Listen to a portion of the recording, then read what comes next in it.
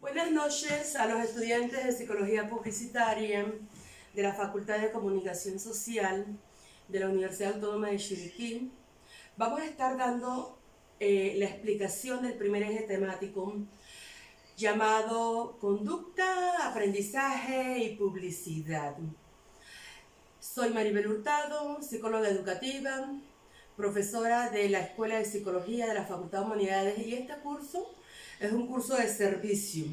Entonces iniciamos la presentación del eje temático número 1. Ya los estudiantes han realizado un glosario individual, han realizado un glosario grupal, han confeccionado un cuestionario de este eje temático, pero como es una materia de servicio, estamos conscientes de la necesidad que tiene el estudiante para afianzar en su aprendizaje, de que se explique el temario presentado y la planificación presentada el primer día de clases. Entonces, comenzamos.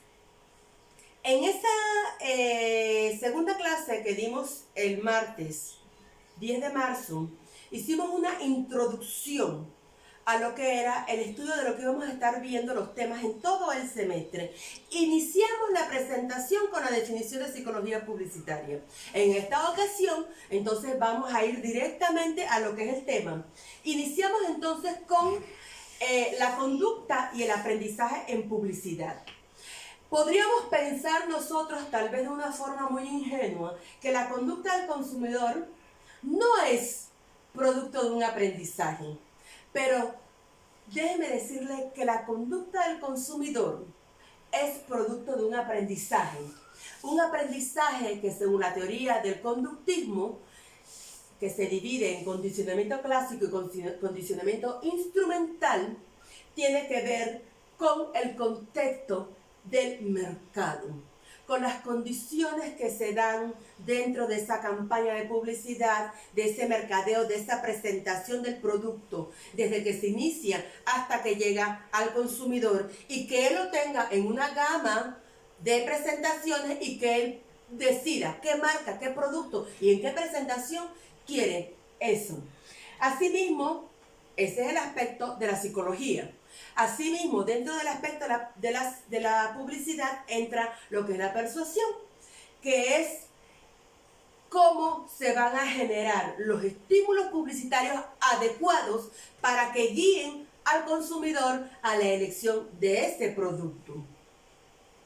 El proceso del aprendizaje, como habíamos dicho anteriormente, es un producto, esa elección, un producto de una planificación de un publicista, y puede que a veces esa elección se haga de una forma automática, como si fuera un hábito.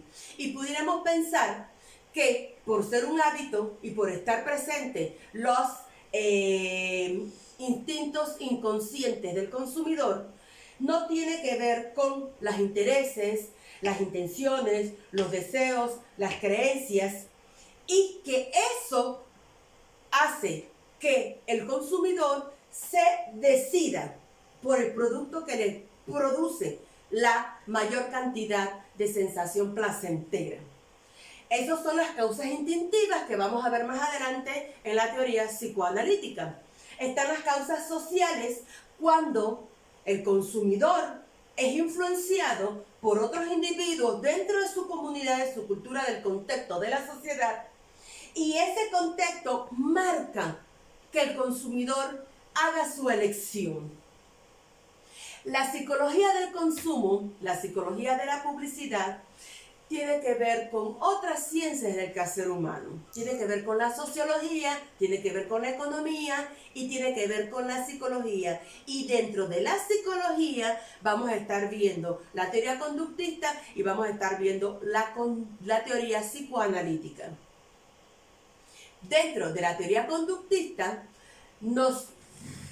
viendo este cuadro, esta imagen de las teorías que explican el comportamiento del consumidor, por supuesto que no vamos a ver la teoría económica ni la teoría sociológica, porque ustedes tienen profesores que abarcan esas materias, esas áreas, y le van a explicar la influencia de su área en la publicidad. Me compete a mí entonces hablar del área psicológica, la teoría del aprendizaje, que tiene que ver con dentro de los modelos del consumidor, ya sea una estrategia de marketing o publicidad, pues la teoría conductual en el marketing está basada en ensayo y error.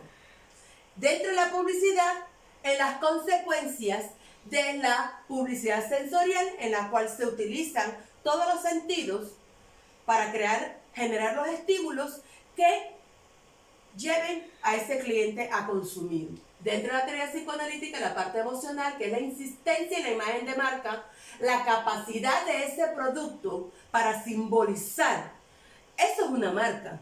Y muchas personas consumen solamente marcas.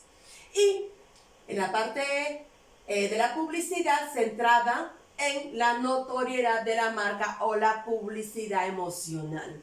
Cuando el niño desde pequeño va en la calle y sin saber leer ni escribir, pues ya ha aprendido en esa parte emocional de la publicidad que este símbolo me representa un producto que él quiere consumir. Posteriormente comenzamos a ver lo que es el comportamiento del consumidor. Y el comportamiento del consumidor se desprende del aprendizaje.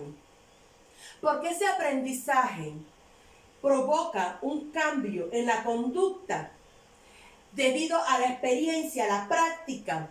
Pero ese cambio de conducta, esa experiencia y esa práctica no es permanente en el tiempo y en el espacio. Es temporal. Es temporal y se puede presentar dos maneras elementales de explicar este proceso del comportamiento del consumidor. Desde un punto de partida, que es la interacción entre el individuo y su mundo, se origina en los fenómenos psíquicos. Los fenómenos psíquicos tienen que ver con las funciones mentales superiores, la memoria, la percepción, el aprendizaje, la ejecución, etcétera, etcétera, etcétera, y que tienen que ver esos fenómenos psíquicos con que una persona decida consumir un producto, un servicio. Iniciamos entonces, ya lo vimos en la imagen, cuando la publicidad se nutre y se enriquece del conocimiento de otras áreas del quehacer humano. Y estábamos viendo la parte psicológica, lo que era la teoría conductista. Entonces la teoría conductista y la publicidad se relacionan. Se relacionan estrechamente ya que el fin de la publicidad tiene como fin informar, persuadir e influenciar al consumidor sobre una marca, sobre un servicio, sobre un producto. Pero la persuasión, entonces, que tiene que ver con dos rutas, la ruta central y la ruta periférica. Esa persuasión que se da específicamente en la publicidad tiene que ver dentro de la ruta central con los contenidos, hechos y lógicos, y en cuanto más se expongan estos a un hecho razonable, más se va a desear. Esa es la ruta central. Y la ruta periférica tiene que ver con la parte subjetiva, emocional del individuo, los sentimientos, los colores, la música, todo lo que yo percibo a través de mis sentidos y que se me presenta en el ambiente. Esto se origina en las investigaciones de Ivan Pavlov. Posteriormente, otros exponentes como Bechterev y Watson iniciaron y comenzaron a explorar lo que era la conducta a través de una serie de experimentos en diversas áreas. Y, por ejemplo, específicamente Pavlov, con sus experimentos en fisiología, se percató en el ambiente de laboratorio que el perrito que él estaba investigando respondía, o sea, se comportaba, y eso hacía que él tuviera respuesta fisiológica, que era lo que él estaba investigando, cuando él asociaba un estímulo neutro llamado campana con un estímulo no neutro, que era la comida, y que producía una respuesta condicionada en él, que era la salivación. ¿Cómo se daba esto?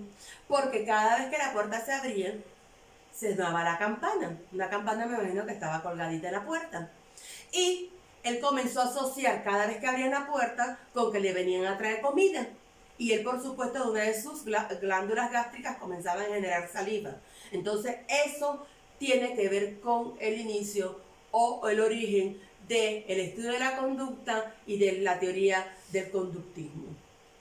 Posteriormente, aquí tenemos un mapa que nos explica qué es el conductismo. Es el estudio del aprendizaje centrado en las conductas abiertas.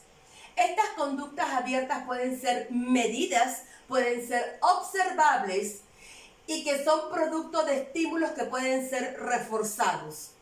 Estos estímulos son entendidos como eventos externos que se exponen al aprendiz.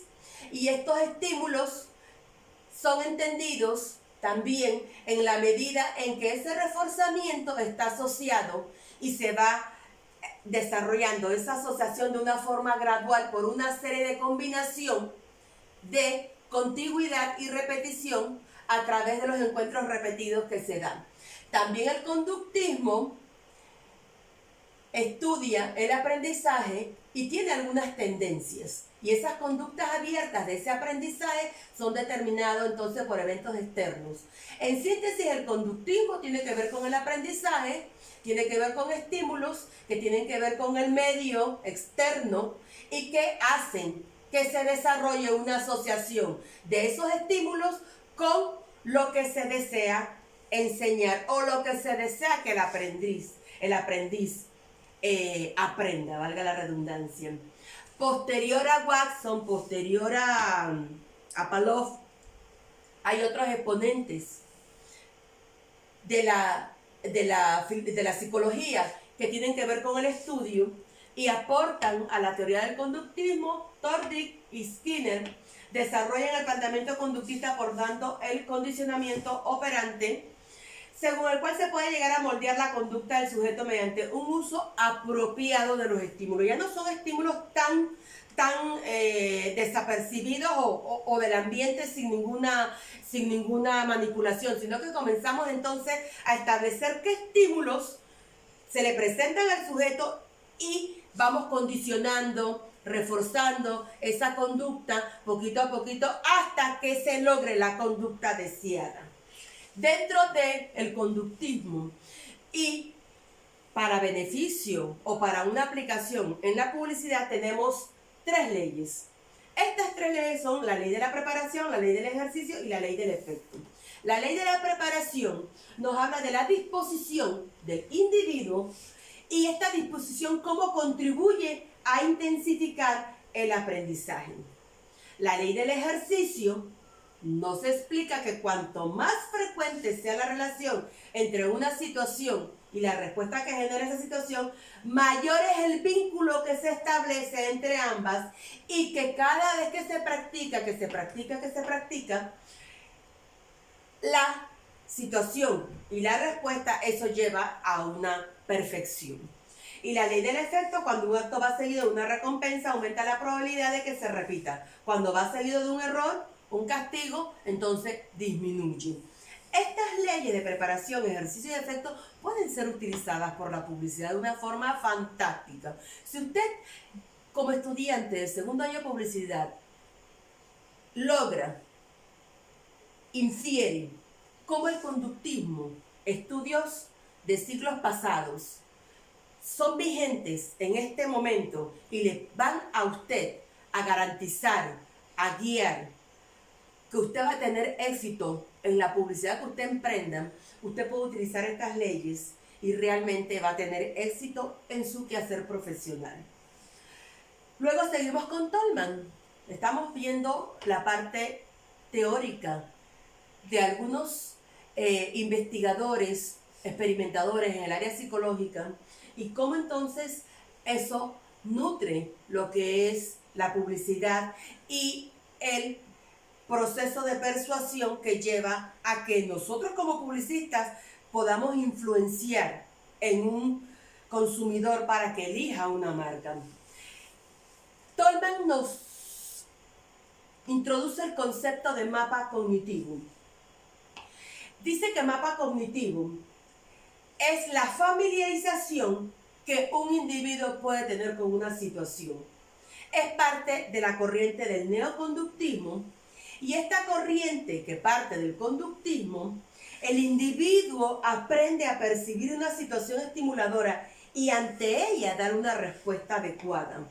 Tolman es el principal representante de esta corriente neoconductista que afianza, sigue aportando a las primeras investigaciones del aprendizaje. Entonces, con el mapa cognitivo, Tolman destaca el aprendizaje y dice él que se aprende dónde están los obstáculos, se comienzan a sortear esos obstáculos para llegar a lo que es el logro de las recompensas. Y comienza a verse las situaciones ya de una forma utilizando esos procesos mentales para evitar los obstáculos y acercarnos mucho más a las recompensas. ¿Y cómo el publicista utiliza eso? Pues el publicista utiliza eso en los centros comerciales, en donde hay muchos estímulos positivos y yo debo de entonces saber que mi consumidor debe de encontrar en mi producto o servicio una recompensa, no un obstáculo. Entonces ahí dice que Tolman propuso un aprendizaje basado en signos y mapas cognitivos que formulan una teoría enfocada en las decisiones y cómo nosotros las personas tomamos día a día esas decisiones y las razones por las cuales nuestro sentido cognitivo nos guía en dicha dirección. Miren, estos mapas cognitivos son muy efectivos hoy en día en cuanto a lo que es el consumismo o a crear las condiciones. Hay locales comerciales que usted llega, que va por un producto, la música, el ambiente, la fragancia, la temperatura, lo va llevando a uno a que uno va por un producto y sale con una serie de productos, no solamente con uno, porque han aprendido esto de los estímulos ambientales y cómo esto genera conductas. Entramos a lo que es la percepción. Posteriormente, en otros ejes temáticos que vamos a estar desarrollando más adelante, vamos a estar viendo la percepción mucho más amplia. Aquí nada más vamos a dar como una pequeña introducción. La percepción es un proceso mental que tiene que ver con la capacidad del individuo de traducir los estímulos que ve en el ambiente en base a las experiencias previas, a los aprendizajes previos. La percepción, dice, afirma que la forma en que el individuo percibe el mundo que le rodea constituye uno de los determinantes fundamentales de su conducta. La persuasión tiene que ver con una naturaleza selectiva, ya que el individuo selecciona de una multitud de estímulos solo aquellos que le llaman la atención. Y esta cantidad de estímulos que hay en el ambiente, que son miles, millones, y que él sea selectivo a solamente lo que le llama la atención, tiene que ver con factores internos y tiene que ver con factores externos.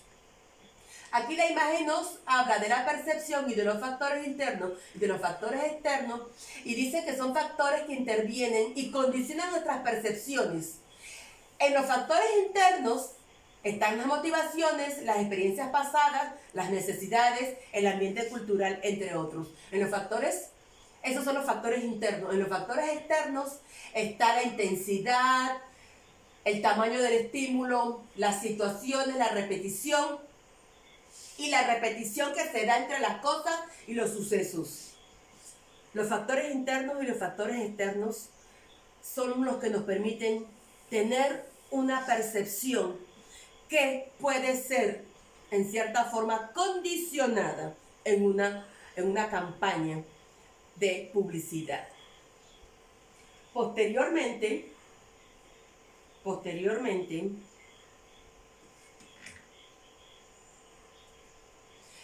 factores internos y factores externos, ya los habíamos visto. Los factores externos son 4: intensidad, tamaño, contraste, repetición y movimiento. Y los factores internos, o las variables psicológicas que favorecen la atención que nosotros prestamos a los estímulos que nos interesan, tienen que ver con lo que más me interesa y lo que estoy dispuesto a atender. Y usted me pregunta, profesora, ¿y cómo es eso? Si hay miles de estímulos, ¿y cómo yo entonces voy a atender solamente a esos que me interesan? Pues eso es sencillo. Usted está en el estadio Kenny Serracín viendo un juego. Y de pronto, una persona que usted quiere, que le genera mucho afecto, le chatea y le dice, ¿dónde estás? O le dice, mira, usted ve las redes sociales y usted ve que está en el estadio. Y usted, a pesar de que haya cientos de personas, inclusive miles de personas en ese estadio, usted va a comenzar a hacer una búsqueda. Y como usted tiene un interés, que es lo que le interesa, y usted está atendiendo a ese interés, tenga la plena seguridad de que usted va a poder ubicar a esa persona entre ese cientos de personas.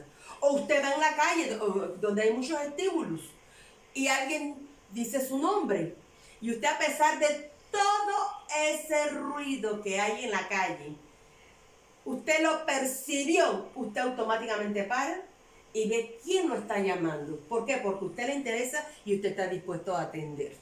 Entonces, ¿vieron cómo de esa cantidad de miles y millones de estímulos externos, cómo si le prestamos atención y nuestra intención va a estar dirigida a las cosas que nos interesan y que estamos dispuestos a atender? Eso tiene que ver con el proceso de percepción. Posteriormente, los factores que influyen en la percepción es un proceso, no es tan sencillo este proceso, es un proceso que a veces se da de una forma automática y es tan complejo porque tiene que ver con cómo yo recibo el estímulo del ambiente, la vía de recepción, los sentidos, y cómo ese estímulo va a través del sistema nervioso aquí al cerebro, a los diferentes nervios, auditivo, de la vista, del olfato, del gusto, del tacto, y cómo automáticamente el cerebro traduce ese estímulo y le da un significado.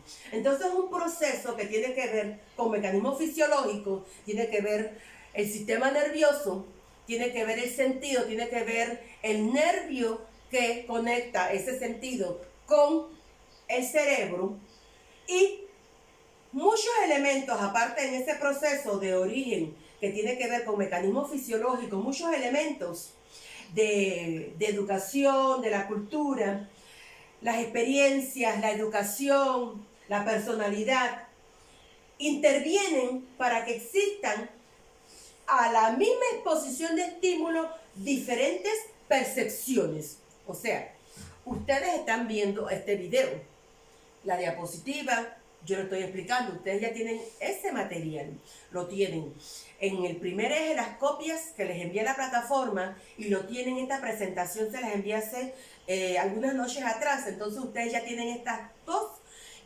materiales de apoyo y estoy explicando, pero la interpretación que usted le da, la explicación que yo estoy compartiendo, todos no van a tener la misma interpretación. Eso tiene que ver con el proceso de percepción, porque entonces allí van a estar inmersos las diferencias individuales que posee cada uno de ustedes, como estudiante, como persona, como individuo, el sexo, el género, la edad, va a estar influenciado. Ahora, yo estoy consciente de que ustedes están muy motivados en esta materia. Desde el primer día, a pesar de que yo nunca les había dado clase a ustedes, yo realmente, chicos, los felicito porque debe ser la novedad. Pero ustedes están en todas, que la plataforma, que esto, que lo otro, profesora, que la presentación, cool, que cool, profe, el que usted nos explique. Entonces, esa motivación es algo positivo para ese aprendizaje que necesitamos que ustedes tengan de este material.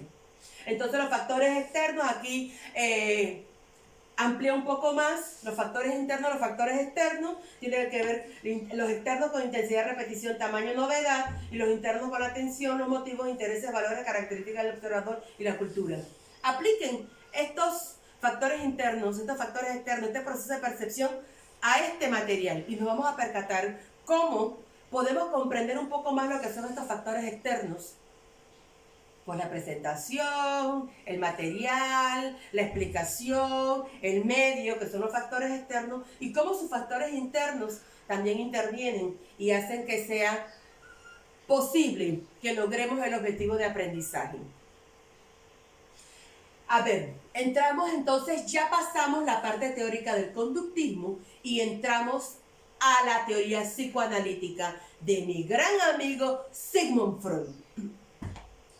Freud. Dice Freud, miren la figura que está allí. ¿Qué ven? ¿Qué es lo primero que ven? Eso es percepción. Esto es publicidad. ¿Qué vemos? ¿Vemos un hombre o vemos una mujer desnuda? ¿Qué vemos allí? Pues allí están las dos cosas.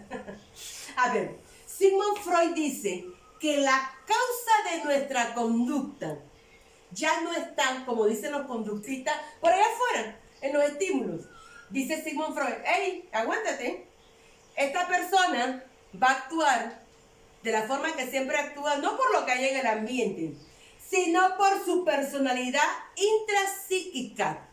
Y esa personalidad intrapsíquica es la fuerza, la energía, el motor que lo impulsa, su actividad mental, sus instintos, sus motivaciones, y que lo lleva a satisfacer esa necesidad y a buscar el mayor goce.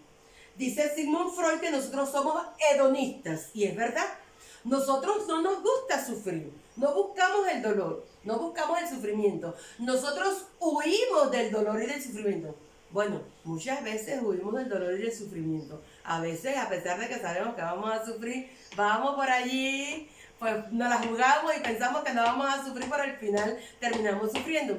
Nosotros somos hedonistas, buscamos siempre el placer, la satisfacción, la gratificación y la satisfacción de nuestros instintos y de nuestros impulsos.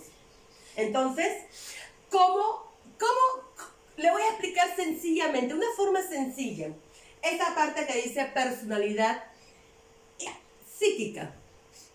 ¿Qué es decir personalidad psíquica? Mi amigo Sigmund Freud, que no vamos a ahondar aquí en la teoría psicoanalítica, creó una estructura psíquica de cada uno de nosotros. O sea, esa estructura psíquica la tengo yo, la tiene usted, y esa estructura psíquica está compuesta por el id o ello, por el ego o yo y por el super yo. Entonces, esa estructura psíquica está determinada por tres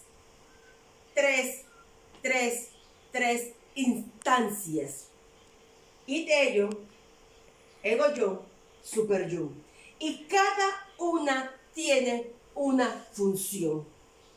Tiene una función dentro de la personalidad, dentro de esa subjetividad que cada uno posee como persona. Entonces, actúan por lo regular, una a nivel inconsciente, otra a nivel consciente y la otra que representa el equilibrio entre las dos, conscientes e inconscientemente, y que está originada en el aprendizaje, en la introyección de las normas sociales que son reconocidas y que son aprendidas y enseñadas desde que nacemos y reforzadas inicialmente en el hogar y posteriormente en la escuela, en la sociedad, y a medida que vamos ampliando nuestro ambiente.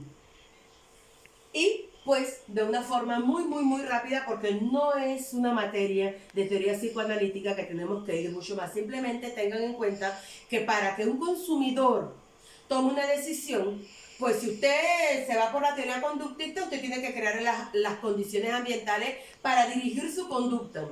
Pero tenga en cuenta también que según la teoría psicoanalítica, pues independientemente de esas condiciones externas, va a haber una instancia interior muy subjetiva que va a definir por qué nos vamos a ir por determinadas marcas, productos o servicios.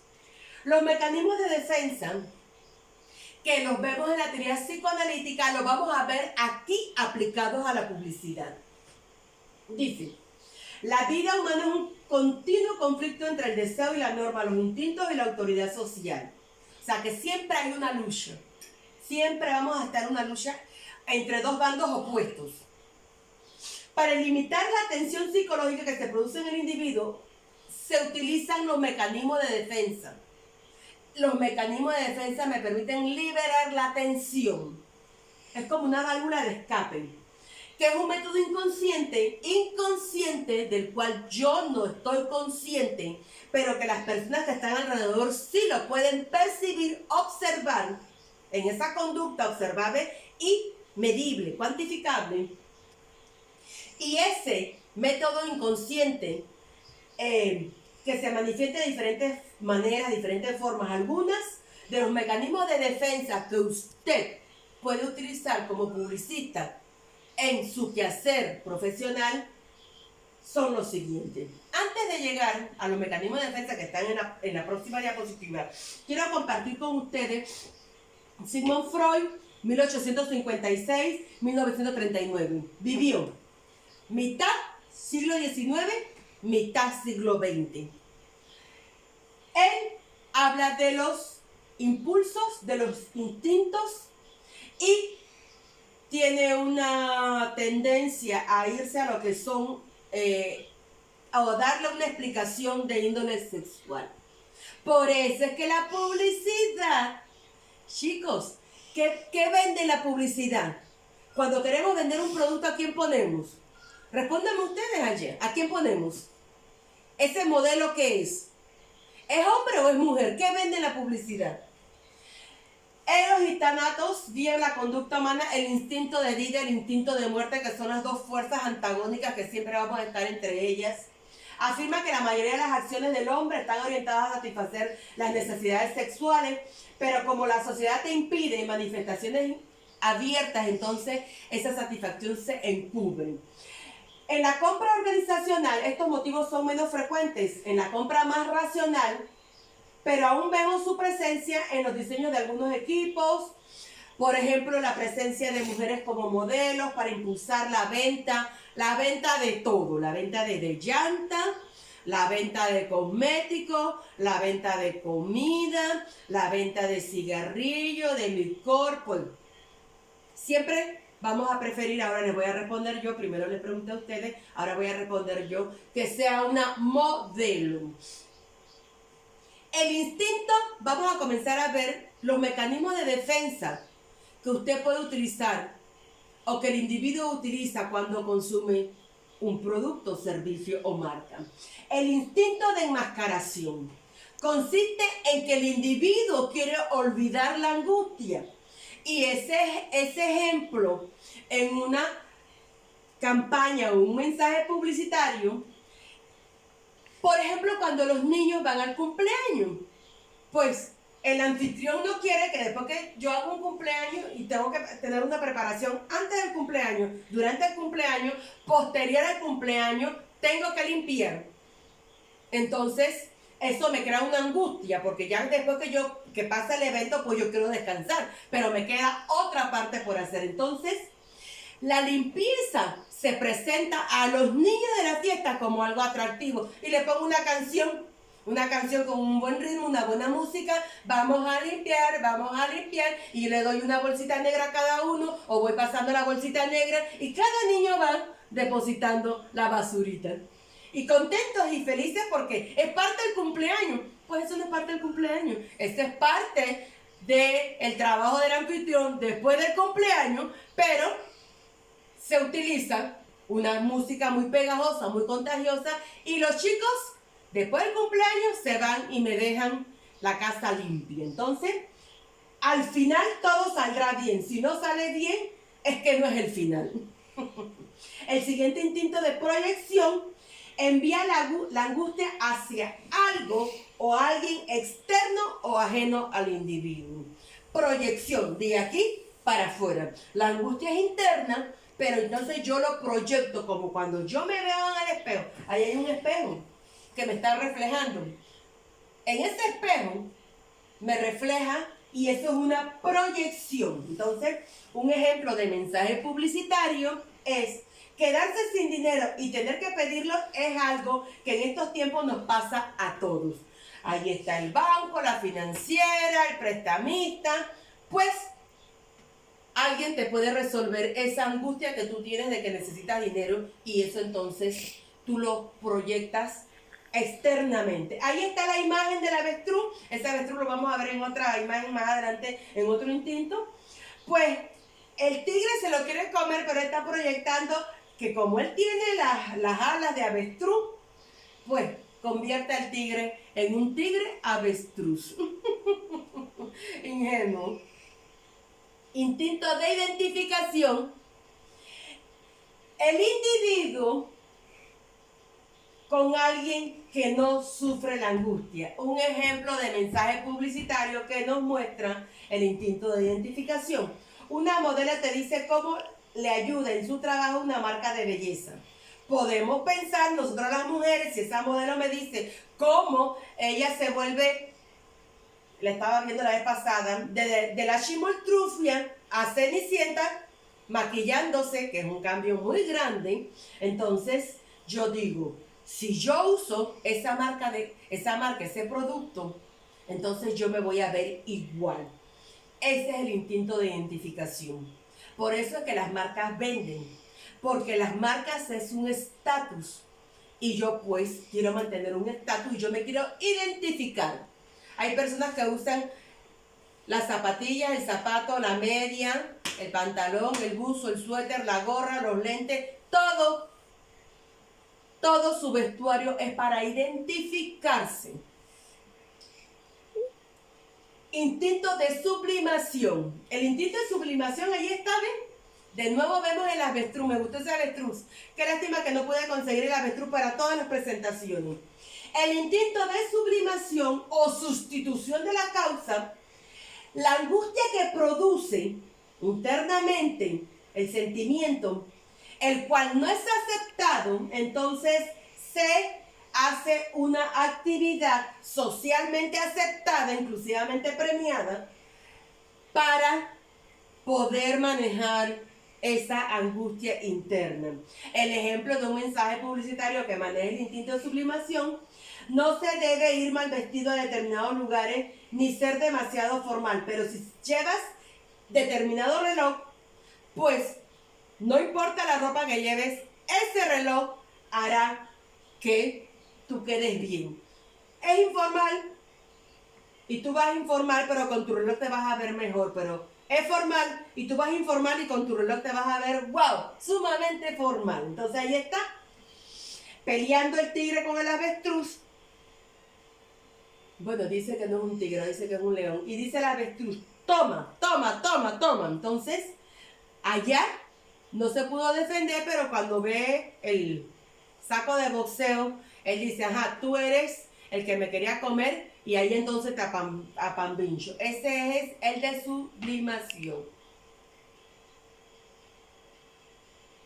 Ya entonces explicamos lo que es el instinto de sublimación. Con el avestruz, cuando vio al león que se lo quería comer, y en ese momento lo vio muy angelical, pero acá entonces transfiere esa imagen al saco de boxeo y ahí lo apambincha. El avestruz al león. Posteriormente vamos a ver las determinantes de la conducta y cómo los determinantes de la conducta nos llevan a lo que es la motivación. ¿Qué hace? Usted se puede preguntar, ¿qué hace que los individuos inicien conscientemente una acción que persigue un propósito concreto? Hay tres respuestas que han obtenido mayor crédito entre los investigadores: los instintos, los impulsos y los incentivos. ¿Qué hace que los individuos inicien conscientemente una acción que persigue un propósito correcto? ¿Qué es lo que hacen? Los instintos, los impulsos y los incentivos. Y los instintos nos los explicó la teoría psicoanalítica Sigmund Freud con los mecanismos de defensa. Ya eso lo acabamos de ver. Eso es lo que nos explica la teoría psicoanalítica. Ahora vamos a la teoría de la motivación. La motivación a través de los instintos.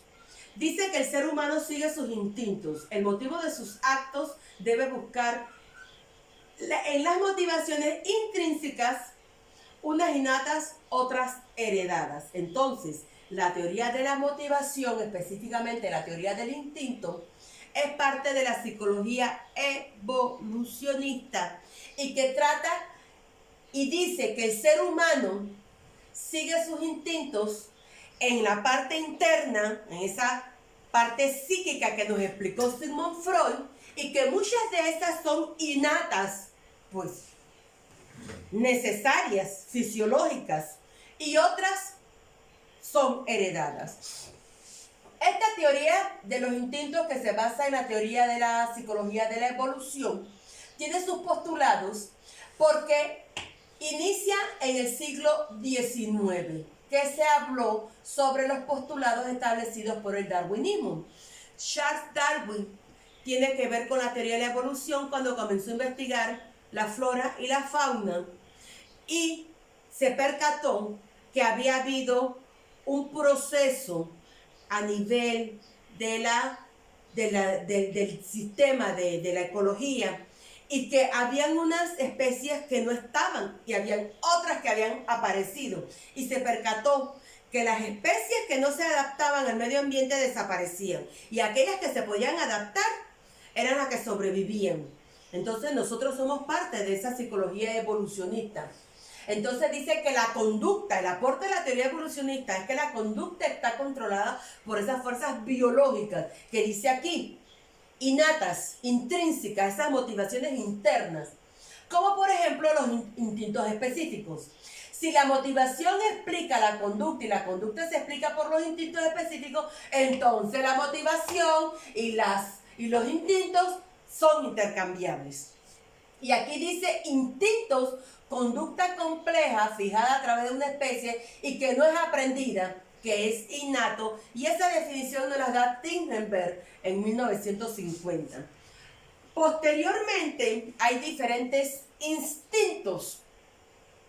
Estos ya no son los instintos asociados a los mecanismos de defensa de Sigmund Freud. Estos son los instintos asociados a las motivaciones por instintos. Ahí está el instinto de fuga, que provoca la emoción del miedo, el instinto de combate, que provoca la ira, el instinto de repulsión, que está relacionado con el disgusto, el instinto paternal-maternal con la ternura, curiosidad con el asombro, autoafirmación con el orgullo, autohumillación con sumisión, de reproducción con el deseo sexual, gregario con la soledad, adquisición con la propiedad, construcción con la creación y alimentos con el hambre. Cada instinto provoca en nosotros una emoción, provoca en nosotros un sentimiento, provoca en nosotros una conducta. Esta es la teoría motivacional de los instintos. Posteriormente, vamos a ver la teoría motivacional de los impulsos. Dice que el individuo se comporta de acuerdo con sus impulsos, lo que le permite mantener un equilibrio, o mejor dicho, una homeostasis. Y en base a estas teorías se encuentran los trabajos de Claude Bernard de 1859, más o menos.